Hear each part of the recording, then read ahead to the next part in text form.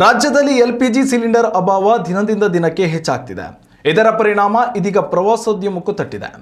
ಕರಾವಳಿ ಭಾಗಕ್ಕೆ ಪ್ರವಾಸಕ್ಕೆಂದು ಆಗಮಿಸುವ ಬಹುತೇಕರು ಇಲ್ಲಿನ ಖಾದ್ಯಗಳನ್ನು ಸವಿಯುವ ಅಭಿಲಾಷೆ ಹೊಂದಿರ್ತಾರೆ. ಆದರೆ ಎಲ್ಪಿಜಿ ಅಭಾವದಿಂದ ಕರಾವಳಿಯ ಬಹುತೇಕ ಹೋಟೆಲ್ಗಳಲ್ಲಿ ಇಲ್ಲಿನ ಜನಪ್ರಿಯ ಖಾದ್ಯಗಳ ತಯಾರಿಕೆಯನ್ನು ಹೋಟೆಲ್ಗಳು ನಿಲ್ಲಿಸಿದ್ದು ಪ್ರವಾಸಿಗರಿಗೆ ನಿರಾಶೆ ಉಂಟು ಮಾಡಿದೆ. ಹೀಗಾಗಿ ಬಹುತೇಕರು ತಮ್ಮ ಬುಕ್ಕಿಂಗ್ಗಳನ್ನೇ ಕ್ಯಾನ್ಸಲ್ ಮಾಡ್ತಿದ್ದಾರೆ. 100ಕ್ಕೂ ಅಧಿಕ ಪ್ರವಾಸಿ ತಾಣಗಳನ್ನು ಹೊಂದಿರುವ ಪ್ರವಾಸಿಗರ ಸ್ವರ್ಗ ಉತ್ತರ ಕನ್ನಡ ಜಿಲ್ಲೆಯಲ್ಲಿ ಸದ್ಯ ಈ ಪರಿಸ್ಥಿತಿ ತಲೆದೋರಿದೆ. ಇಲ್ಲಿ ರುಚಿಕರ ಮೀನಿನ ಖಾದ್ಯಗಳಿಗೆ ಭಾರಿ ಡಿಮ್ಯಾಂಡ್ ಇದೆ. ಆದರೆ ಈಗ ಎಲ್ಪಿಜಿ ಸಿಲಿಂಡರ್ ಅಭಾವದಿಂದ ಕೆಲವು ಹೋಟೆಲ್ಗಳು ಬಂದ್ ಆಗಿದ್ದರೆ, ಇನ್ನು ಕೆಲವು ಹೋಟೆಲ್ಗಳಲ್ಲಿ ಫೇಮಸ್ ಖಾದ್ಯಗಳನ್ನು ಮೆನುವಿನಿಂದಲೇ ತೆಗೆದುಹಾಕಲಾಗಿದೆ. ಏಪ್ರಿಲ್ ಮೇ ಸಮೀಪಿಸುತ್ತಿದ್ದಂತೆ ಪ್ರವಾಸಿಗರ ದಂಡೇ ಹರಿದು ಬರ್ತಾ ಇತ್ತು. ಆದರೆ ಈ ಬಾರಿ ಹೋಟೆಲ್ ಬುಕ್ಕಿಂಗ್ ಮಾಡುವವರ ಸಂಖ್ಯೆಯೇ ಕಡಿಮೆಯಾಗಿದೆ.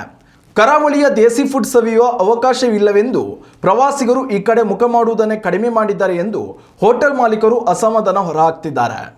ಉತ್ತಮ ಸಂಸ್ಕಾರಯುತ ಶಿಕ್ಷಣದೊಂದಿಗೆ VSS English medium CBSE school Udupi Muddur. ನರ್ಸರಿಯಿಂದ 10ನೇ ತರಗತಿವರೆಗೆ ಶಿಕ್ಷಣದ ಜೊತೆಗೆ 5ರಿಂದ 10ನೇ ತರಗತಿವರೆಗಿನ ವಿದ್ಯಾರ್ಥಿನಿಯರಿಗೆ ಉತ್ತಮ ಹಾಸ್ಟೆಲ್ ಸೌಲಭ್ಯವೂ ಇದೆ. ನಿಮ್ಮ ಮಕ್ಕಳ ಪ್ರವೇಶಾತಿಗಾಗಿ ಈ ಸಂಖ್ಯೆಗೆ ಕರೆ ಮಾಡಿ.